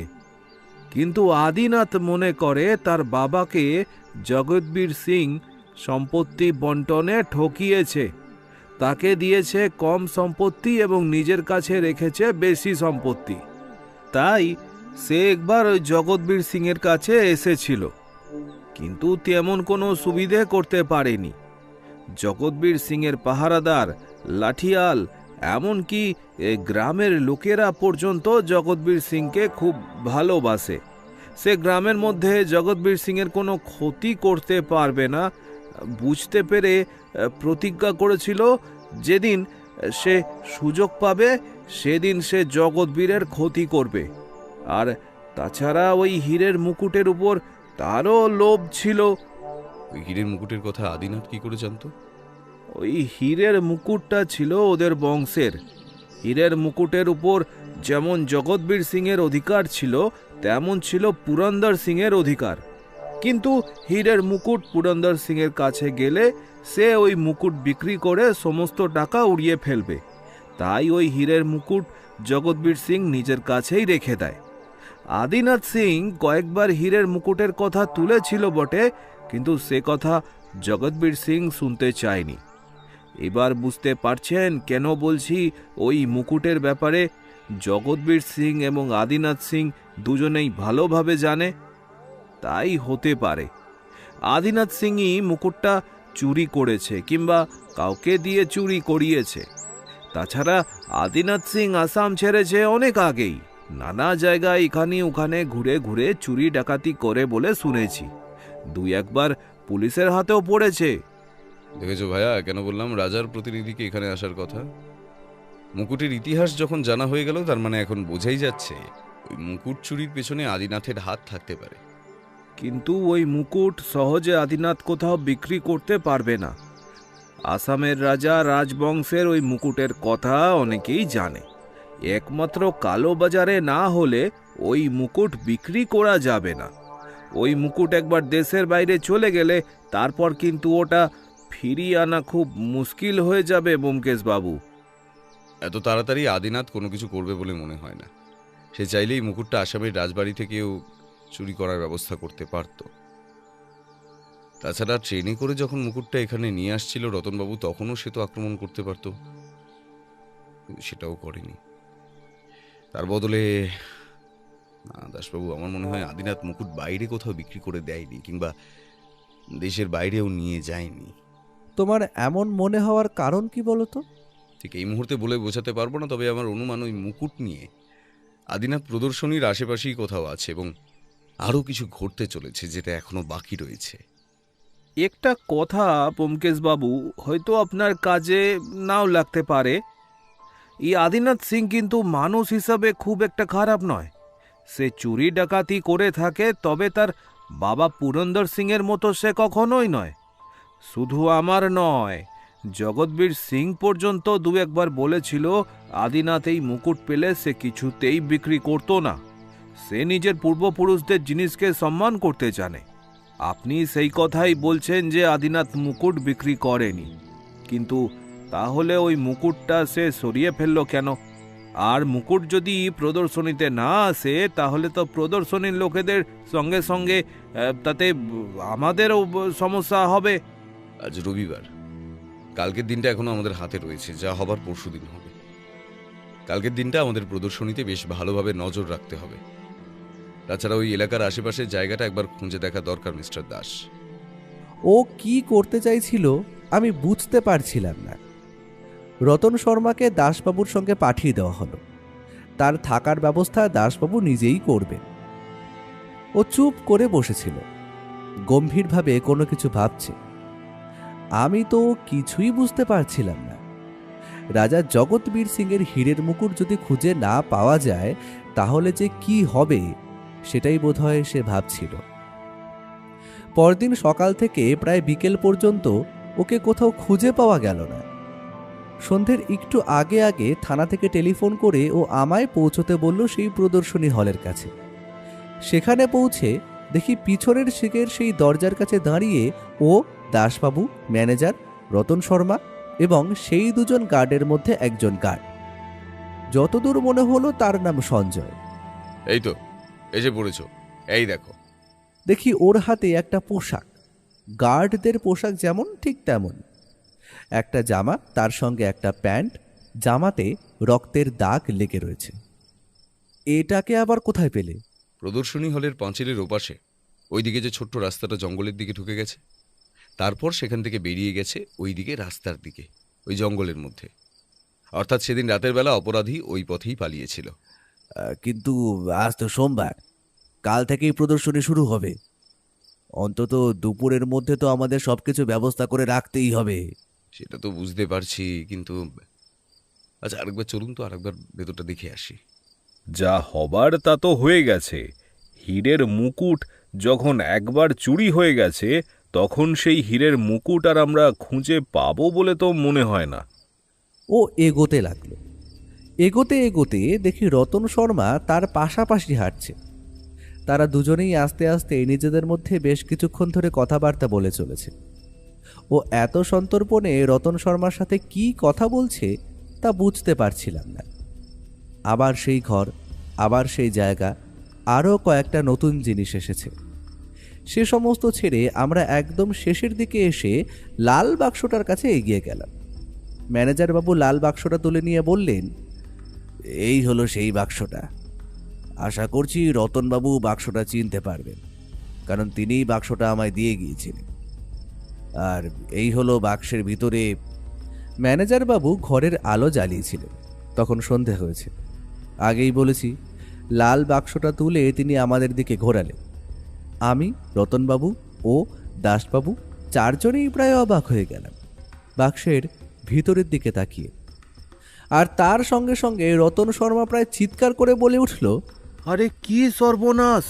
এ বাক্সের ভিতরেই রয়েছে সেই হীরের মুকুট। ম্যানেজার বাবু আমাদের কথায় বিশ্বাস করতে পারেননি, তাই বাক্সটা তুলে নিজের দিকে ঘুরিয়ে দেখতেই তিনিও চমকে ওঠেন। তাড়াতাড়ি বাক্সটা হাত থেকে নামিয়ে রেখে সেই হীরের মুকুটটা বাক্স থেকে বাইরে বের করে আনেন। এটা তো অবিশ্বাস্য! ব্যাপারটা কি হলো? ঘরের মধ্যে আবার সেই মুকুটটা এলো কি করে? বন্ধ ঘরের ভিতর থেকে যেমন করে হারিয়ে গিয়েছিল তেমন করে আবার ফেরতও চলে এলো।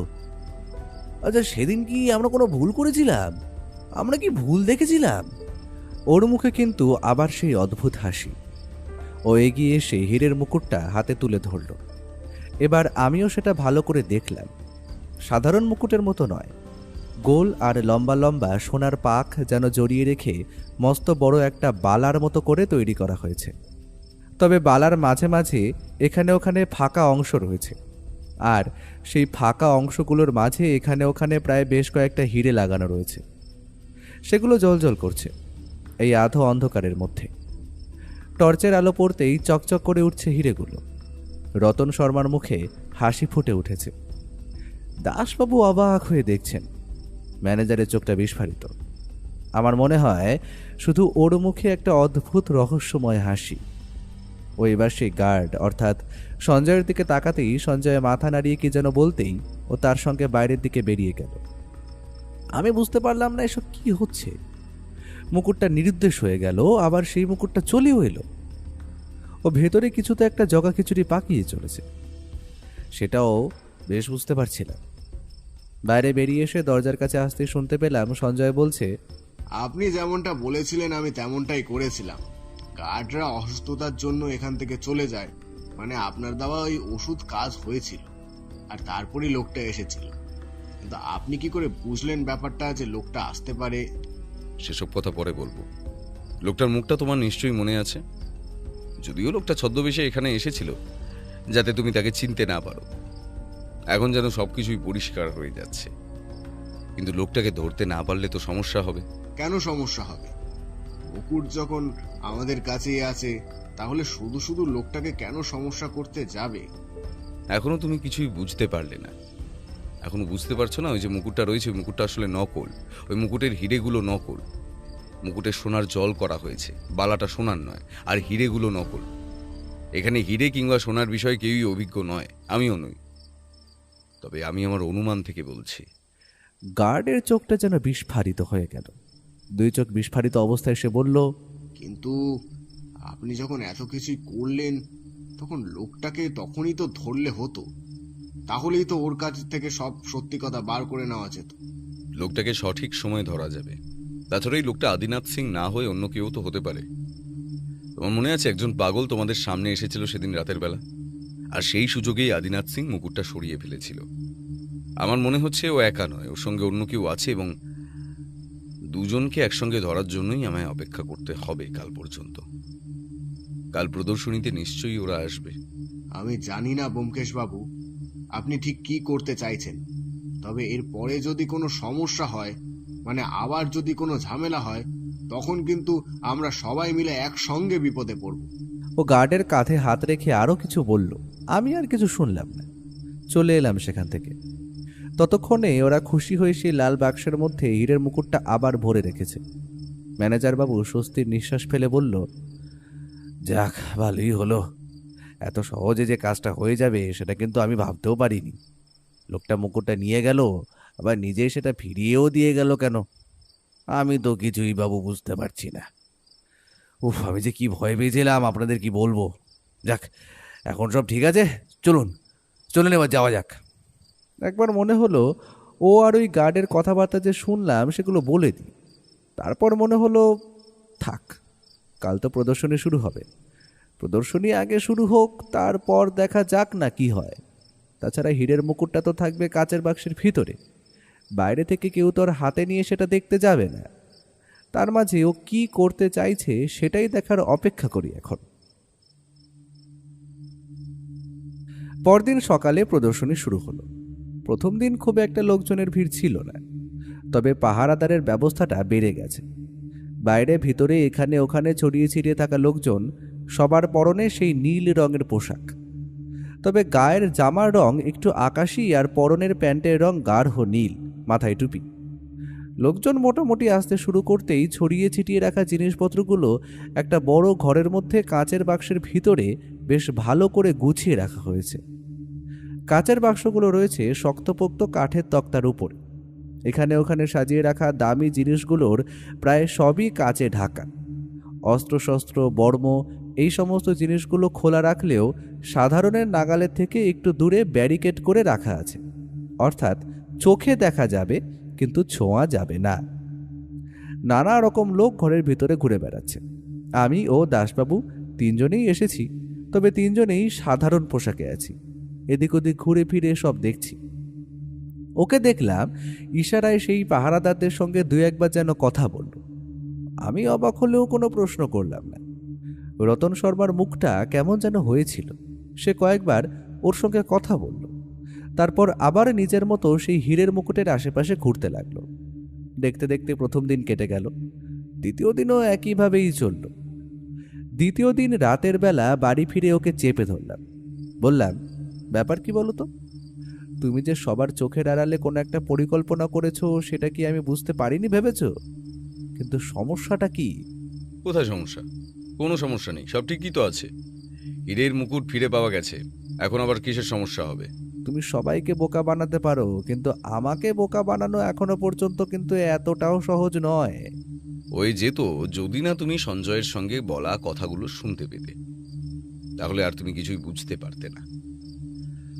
কারণ প্রথমে তুমিও ভেবে নিয়েছিলে সোনার মুকুট খুঁজে পাওয়া গেছে এবং সেটা আসল, এবং সেটা অপরাধী নিজেই এসে ফিরিয়ে দিয়ে গেছে। তার মানে তুমি জানতে আমি তোমার সব কথা শুনেছি, কিন্তু আমায় এসব কিছু না বলার কারণটা কি? একটা বড়সড় পরিকল্পনা করতে হয়েছে, যার গোপনীয়তা অনেক বেশি। যদি একবার আমাদের সামান্যতম ভুল হয়, তাহলে সমস্ত কিছু আমাদের হাতের বাইরে চলে যাবে। এমনকি আমি আর রতন শর্মা ছাড়া আর কেউ কিচ্ছু জানতো না এই বিষয়ে। রতন শর্মা কোথায়? কিন্তু সঞ্জয়কে তাহলে কি বলছিলে? সঞ্জয়কে যে কথা বলেছিলাম সে সমস্ত কথা মিথ্যে। তুমি একটু অপেক্ষা করো আর একটা দিন, আশা করি আজও রাত্রে কিছু না কিছু একটা হবে। ওর কোনো কিছুই বুঝতে পারলাম না, কিন্তু ও যখন মুখ বন্ধ করে রেখেছে তখন ওর মুখ খোলানোর কোনো উপায় নেই। সকালে আমরা আবার গেলাম সেই প্রদর্শনীতে। দুপুর পর্যন্ত সেখানে এখানে ওখানে ঘোরাঘুরি করার পর হঠাৎ একটা ব্যাপার লক্ষ্য করলাম। রতন শর্মা একবার যেন ইশারায় কোনো একটি লোককে দেখিয়ে দিল, আর ওর সঙ্গে সঙ্গে আমাকে সেখানে থাকতে বলে সেই লোকটির পিছু পিছু বেরিয়ে গেল। দরজা পর্যন্ত এসে দেখলাম একটু দূরত্ব রেখে ও সেই লোকটির সঙ্গে বাইরে বেরিয়ে গেছে ঠিকই, কিন্তু তারপরেই আর একজন লোক ওর পিছু নিল। আমি এবার অবাক হলাম। আর দাঁড়িয়ে না থেকে দাসবাবুকে ডেকে নিয়ে সঙ্গে সঙ্গে এগোতে লাগলাম তাদের পিছু পিছু। রাস্তায় লোকজন খুব একটা বেশি না থাকলেও মোটামুটি লোকজন রয়েছে। ও সেই লোকটার পিছু নিয়েছে, আর ওর পিছু নিয়েছে আর একটি লোক, আর আমরা দুজন মিলে আবার পিছু নিয়েছি সেই লোকটা। যার পিছু নিয়ে আমরা চলেছি তার লম্বা চওড়া চেহারা, মুখে লম্বা দাড়ি গোঁফ, মাথায় টুপি। লোকটা মাঝে মাঝে এদিক ওদিক তাকিয়ে দেখছে, কিন্তু আমরা ভিড়ের মধ্যে তখন এমনভাবে মিশে যাচ্ছি যে আমাদের খুঁজে পাওয়া যাবে না। বড় রাস্তা ছেড়ে একটু পরে ওরা একটা ছোট রাস্তার দিকে নেমে গেল। এই রাস্তাটা ফাঁকা। এমন রাস্তায় লোকজনের পিছু নেওয়াটা সহজ ব্যাপার হয় না ঠিকই। তখনই শুনতে পেলাম সামনের দিক থেকে ওর গলা, খবরদার, খবরদার বলছি, রিভলভার ফেলে দাও, নইলে আমি কিন্তু গুলি চালাতে বাধ্য হব। দেখি ও সামনের দিকে সেই লোকটার দিকে তাকিয়ে রিভলভার তাক করলেও পেছন থেকে আরেকটি লোক বিড়াল পায়ে আস্তে আস্তে ওর দিকে এগিয়ে যাচ্ছে। ও এর সাথে সেই লোকটির দূরত্ব প্রায় 6 হাতের মতো। আমি আর দাসবাবু রুদ্ধশ্বাসে ব্যাপারটা দেখে চলেছি। লোকটাকে লক্ষ্য করি। লোকটার কথা আমরা ভুলেই গেছিলাম। যখন লোকটা ওর একদম কাছাকাছি চলে এসেছে, আমি তখন সঙ্গে সঙ্গে চিৎকার করে বললাম, তোমার পিছনে! সঙ্গে সঙ্গে ও পেছন ঘুরল, আর ঠিক তখনই লোকটার একটা ঘুষি ওর মাথার পেছনে নেমে এসেছিল। ও মুহূর্তের মধ্যে শরীরটাকে নিচের দিকে নামিয়ে দিতেই টাল সামলাতে না পেরে সে খানিকটা পেছনের দিকে চলে গেল এবং ওর গায়ে বাধা পেয়ে সে মাটিতে পড়ল। সঙ্গে সঙ্গে পেছনের সেই লোকটা গুলি চালাতে শুরু করলো। সময় নষ্ট না করে দাসবাবুও ছুটে গেল সেই লোকটার দিকে। লোকটা দুবার পরপর গুলি চালালো, কিন্তু দুবারই লক্ষ্য ভ্রষ্ট হয়ে গেল গুলি। এদিকে ও ততক্ষণে ওই লোকটাকে ধরেছে। লোকটার গায়ে প্রচণ্ড জোর তা বোঝা যাচ্ছে।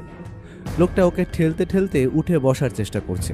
ও বলল, ওর পকেটে রিভলভার আছে, আমার এখানে পড়েছে সেটা। রিভলভারটা এক্ষুনি ওর থেকে তাক করে ধরো। আদিনাথ সিং, তোমার খেলা শেষ।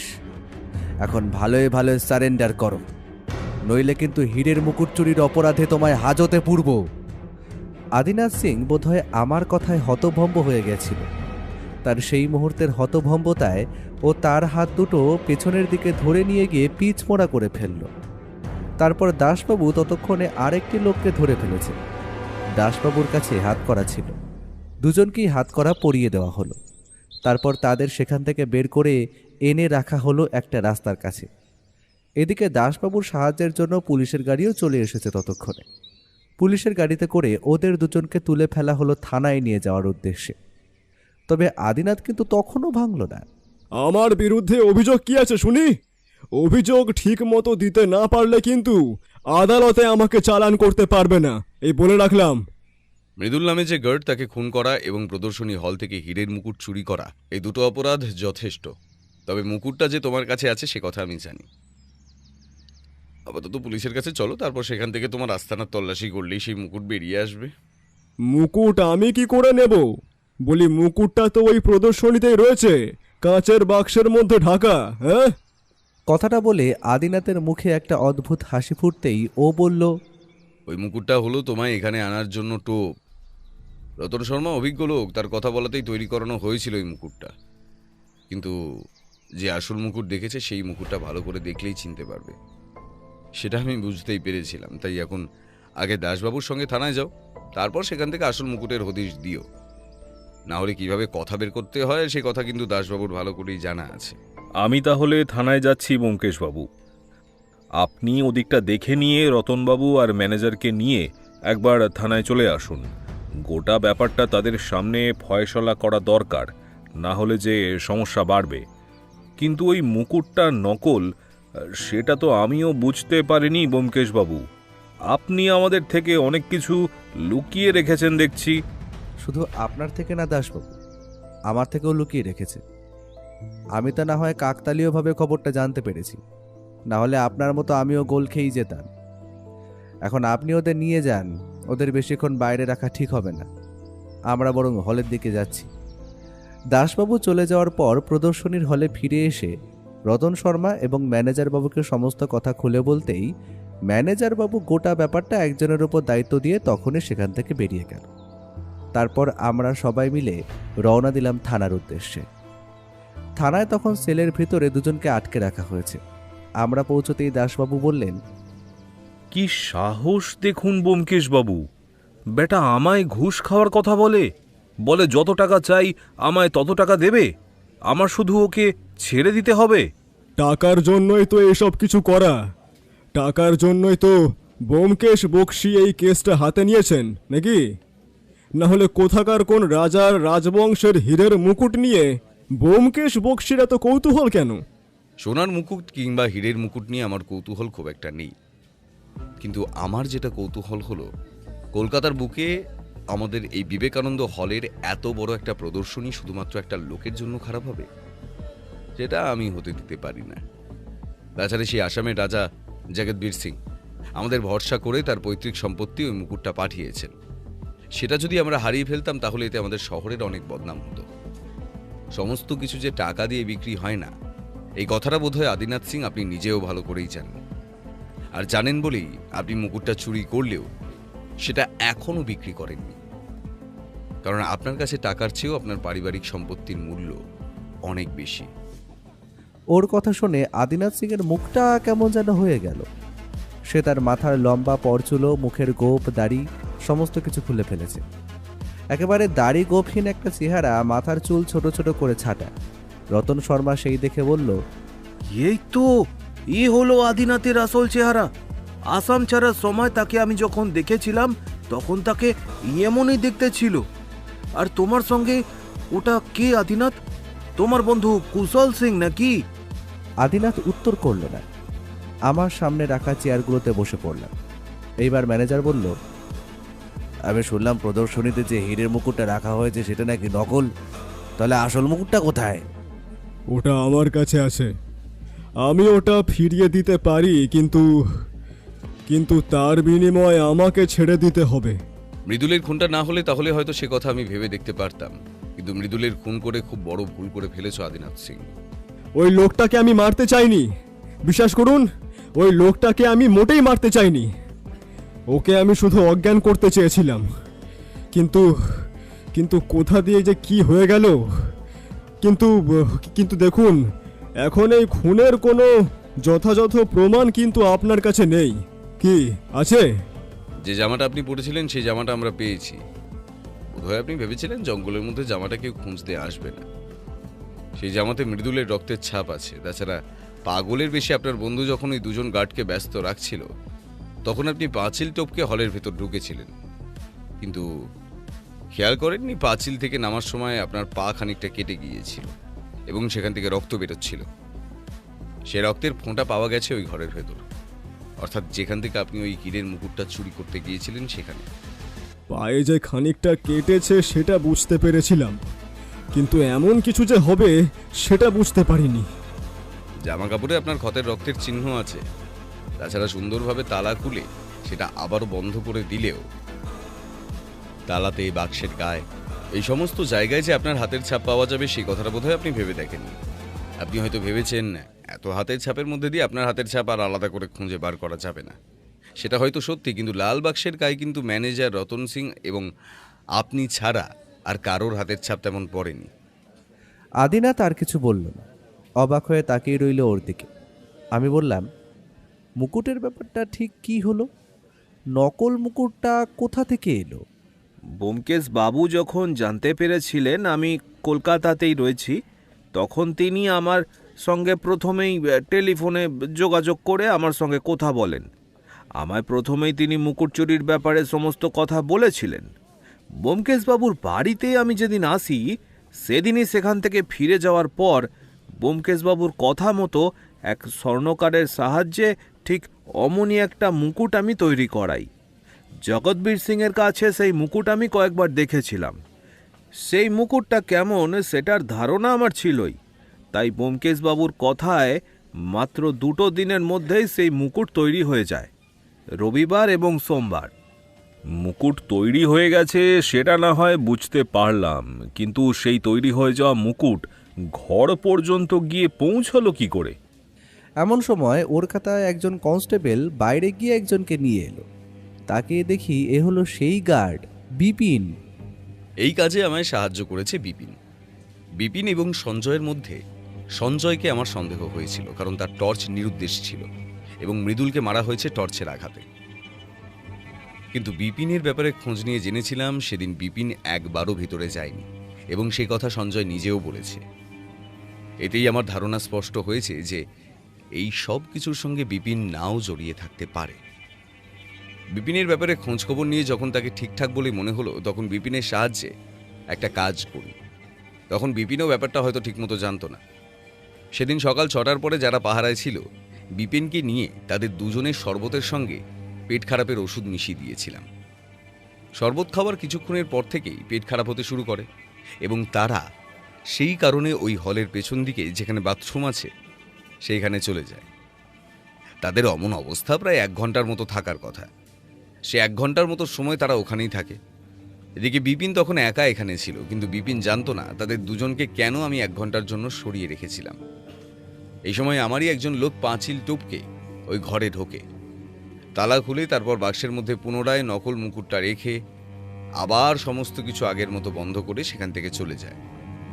বিপিনকে আমি বলেছিলাম যে সে যেন দরজার কাছে থাকে এবং আমি ওই সময় দরজার কাছে এসে বিপিনের সঙ্গে কথা বলছিলাম। কিন্তু কেন? কারণ এক কাজে আমি 2টো কাজ করতে চেয়েছিলাম। প্রথমত নকল মুকুটটা ওখানে রাখলে যাতে সবাই ভাবে যে ওটা আসল মুকুট, এবং তার সঙ্গে আদিনাথ এবং তার দলের লোকেরা খবরটা পেয়ে অবাক হয়ে যায়। যদিও এই খবরটা পেয়ে ওদের 2 দিন সময় লেগেছিল, তাই আদিনাথ প্রথম দিনের ব্যাপারটা বিশ্বাস করতে না পারলেও দ্বিতীয় দিন আবার সেখানে চলে আসে। তৃতীয় দিন যে সে আসবে সে কথা আমি জানতাম, কারণ দ্বিতীয় দিনে একটি লোক এসেছিল যেই মুকুটটা একবার দেখেই সেখান থেকে চলে যায়। তৃতীয় দিনে ওরা দুজনে যে আসবে সে কথা আমি জানতাম বলেই রতন শর্মাকে ভালো করে বলে রেখেছিলাম। রতন শর্মা আদিনাথ সিং এর বন্ধু কুশল সিংকে দেখেই চিনতে পেরেছিল। যদিও সে ছদ্মবেশে ছিল, তবু কুশল সিং এর সবচেয়ে বড় একটা সমস্যা হলো তার ডান হাতে 6টা আঙুল। ওর কথায় আমরা সবাই কুশল সিংয়ের দিকে তাকালাম। সত্যি সত্যি তার ডান হাতে 6টা আঙুল। কেড়ে আঙুলের পাশ থেকে একটা ছোট আঙুল বেরিয়েছে। আর ওই দিন তাহলে মৃদুলের মৃত্যু হলো কিভাবে? আর ওখান থেকে মুকুটটা চুরি বা হলো কি করে? এই একটা কারণেই আমি একটা কাজ করেছিলাম, ঠিক যেভাবে আদিনাথ সিং কুশলের সাহায্য নিয়ে কুশলকে পাগল সাজিয়ে বিপিন এবং সঞ্জয়কে ব্যস্ত রেখেছিল। তারপর সঞ্জয়ের টর্চটা কোনোভাবে চুরি করে নিয়েছিল। সেটা কিভাবে হলো তা আমি জানি না, তবে সঞ্জয় টর্চটা কোনোভাবে হারিয়ে যায়। সেই টর্চ কিংবা অন্য কোনো টর্চ সেটা নিয়ে পাহারাদারের মতো পোশাক পরেই আদিনাথ সিং ঢুকেছিল ভেতরে। বারান্দার শুরুতে একটা আর শেষে একটা, মাত্র 2টো আলো রয়েছে। সেই আলোতে টুপি পরে থাকলে কারোর মুখ ভালোভাবে না দেখলে চট করে চেনা সম্ভব নয়। আমার মনে হয় আদিনাথ পাহারাদারের রূপেই ভিতরে ঢুকে মৃদুলকে খেতে যেতে বলেছিল। একটা কথা ওরা জানতো না, যেটা ম্যানেজার বাবু জানে এবং মৃদুল জানতো। প্রত্যেকদিন প্রায় 12টার সময় রাতের বেলা মৃদুল খেতে যেত। সে বাড়ি থেকে একবার 6টা নাগাদ খাবার খেয়ে আসতো, তারপর 12টা নাগাদ খেত, আবার সকাল 6টার সময় বাড়ি চলে যেত। তোমাদের হয়তো মনে আছে বিপিন এবং সঞ্জয় দুজনেই বলেছিল পাগলটা যখন এসেছিল তার একটু পরেই ঢং ঢং করে চার্চের ঘড়িতে 12টা বেজেছিল। আসলে ব্যাপারটা অন্যরকম। 12টা বাজার ঘন্টা পড়ার সঙ্গে সঙ্গেই হয়তো পাগল সেখান থেকে সরে যায়, আর সেটাই ছিল আদিনাথের জন্য একটা নির্দিষ্ট ঘন্টা, যে সময় সে তার কাজ শুরু করবে। আদিনাথ মৃদুলকে সেখান থেকে খাবার জন্য তার ঘরে পাঠিয়ে দেয়। তারপরে সে নিজের কাজ শুরু করে। দরজা খুলে সেখান থেকে মুকুট নিয়ে সে চলে যাবে, কিন্তু মৃদুল খেতে গিয়েও কোনো একটা কারণে ফিরে এসেছিল। তাই তো আদিনাথ? পরিকল্পনা মতো পাহারাদারের পোশাক পরে আমি ওই মৃদুলকে ঘোল খাইয়েই দিয়েছিলাম। সে চলেও গিয়েছিল খাবার জন্য নিজের ওই ঘরটার কাছে, কিন্তু একটা ছোট্ট টিফিন বক্স কিংবা ওই জলের বোতল সে ওখানে ফেলে গিয়েছিল তার ওই বসার জায়গাটায়। সেটা আমি খেয়াল করিনি। তারপর সে চলে যেতেই আমি তাড়াতাড়ি দরজা খোলার জন্য বসে পড়ি এবং তালা খুলতে থাকি। সেই সময় ওই মৃদুলটা আবার ফিরে আসে। তখন সে বুঝতে পারে আমি পাহারাদার নই, অন্য কেউ। তাই সে আমায় বারবার তার দিকে তাকাতে বলে।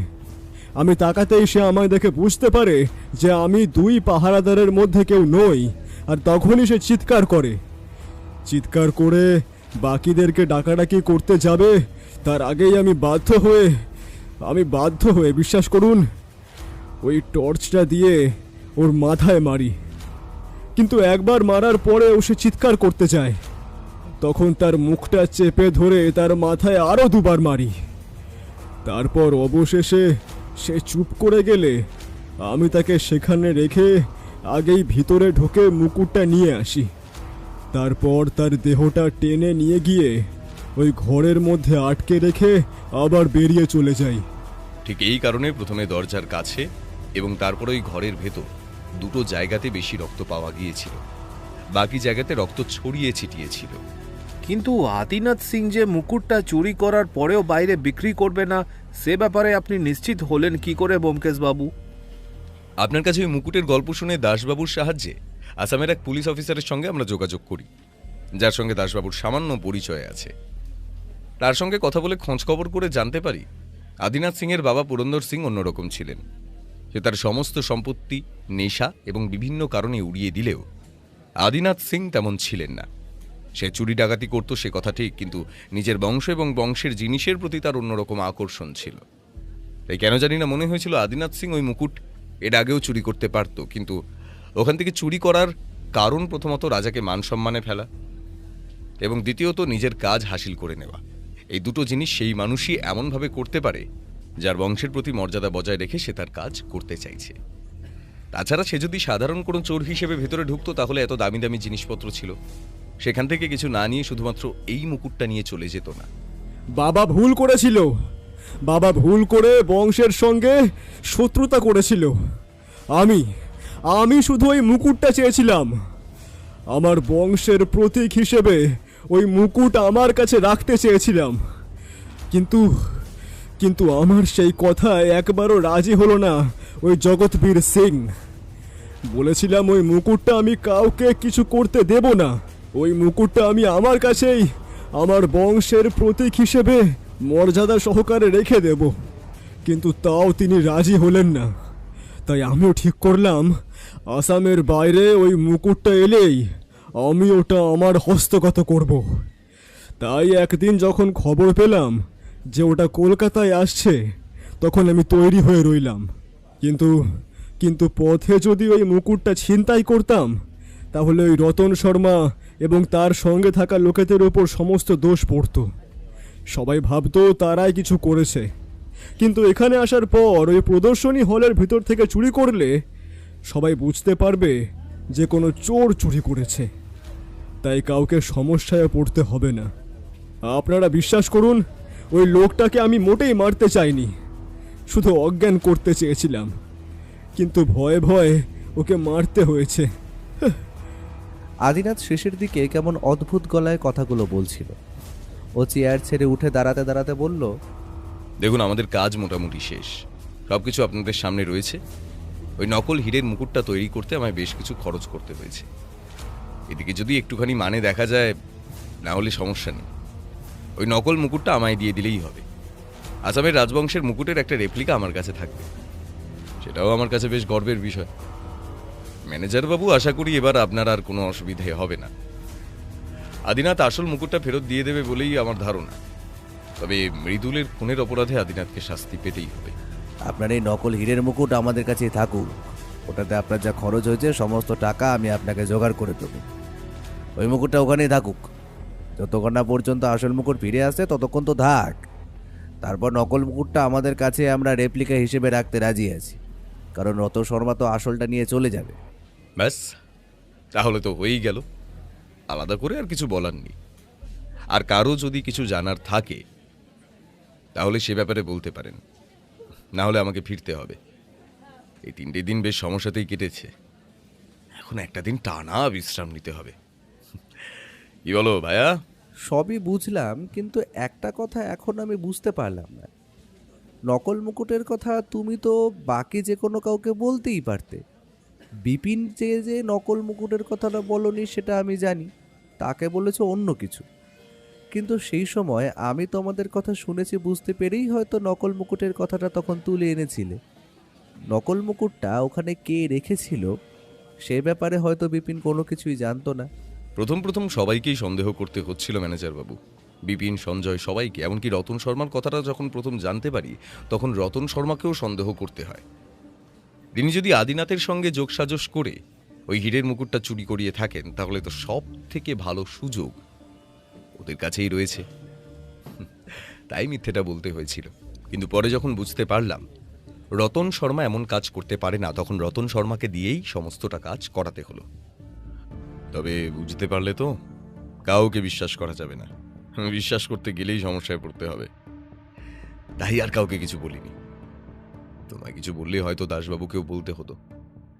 দাসবাবুকে বললে দাসবাবুর কাছ থেকে আবার যদি কোনোভাবে ব্যাপারটা জানাজানি হয়ে যেত, সেটা আদিনাথ পর্যন্ত পৌঁছে যেতেই পারত। আর আদিনাথ যদি একবার মুকুট নিয়ে পালিয়ে যেত তাহলে তাকে আর ধরা যেত না। ও উঠে পড়ল, বাকি সবাই উঠে পড়লেন। আদিনাথ, কুশল সিং সেখানেই রইল। দাসবাবুর জিম্মায় ওখানেই ওরা রইল। রতন শর্মা, ম্যানেজার, আমরা সবাই সেখান থেকে বেরিয়ে পড়লাম। এতক্ষণে দুপুর পেরিয়ে বিকেল হয়ে আসতে শুরু করেছে। ম্যানেজার আর রতন শর্মাকে ছেড়ে আমরা একটা গাড়ি ধরলাম বাড়ি ফেরার উদ্দেশ্যে। গাড়িতে উঠে ও একটা আড়মোড়া ভেঙে হেলান দিয়ে বলে বসলো, যার শেষ ভালো তার সব ভালো, তাই না বন্ধু? আদিনাথ আর কুশল সিং এর জন্য শেষটা বোধহয় ভালো হলো না, আর ওই মৃদুল নামের ওই গার্ডের জন্য পুরোটা কিন্তু মোটেই ভালো হয়নি। সে যদি না মারা যেত তাহলে হয়তো এত সমস্যা হতো না। সবকিছু বার করতে এখানে সবাই কিন্তু সামান্য সামান্য ভুল করেছে। সামান্য ভুলের জন্য মৃদুল মারা গেছে। সামান্য ভুলের জন্য আদিনাথ আর কুশল ধরা পড়ল। সামান্য ভুলের জন্য ম্যানেজারবাবু এত বড় সমস্যায় পড়তে যাচ্ছিলেন। এমনকি সামান্য ভুলের জন্য রতন শর্মাও পর্যন্ত বিপদে পড়ত। রতন শর্মা আবার কি ভুল করেছিল? রতন শর্মা তার সঙ্গে করে যে লোকটাকে নিয়ে এসেছিল, সেই লোকটাই আসলে আদিনাথকে খবর দিয়েছিল যে আসামের ওই হীরের মুকুট এখানেই আছে। তাহলে বুঝতে পারছো সামান্য ভুলের জন্যই গোটা ব্যাপারটা তৈরি হয়েছিল।